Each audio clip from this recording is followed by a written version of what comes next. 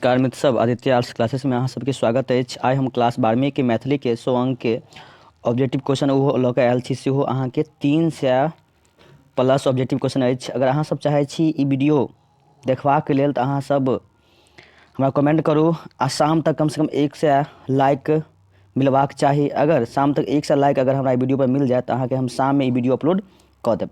एहिके हम रिव्यू कऽ रहल छी। अहाँ देख लियौ जे हमरा 300 ऑब्जेक्टिव क्वेश्चन जे खुद हम गेस केने छी। अगर अहाँ सब एहिमे सँ 300 के 300 ऑब्जेक्टिव क्वेश्चन अगर देख लेबै, किया तऽ पूरा बुक के अछि, अहाँके एकटा क्वेश्चन नहीं छूटत। एहिके लऽ कऽ अगर अहाँ सब चाहै छी जे वीडियो आबे तऽ अहाँ हमरा आइ शाम तक कम से कम 100 लाइक होबाक चाही।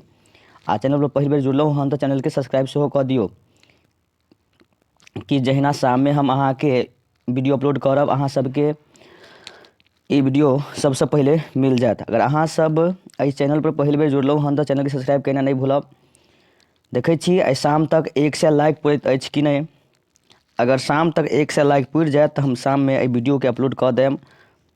और पूरा बुक के अहाँके ऑब्जेक्टिव क्वेश्चन अछि, कतौ से एको क्वेश्चन अहाँके नहीं छूटत।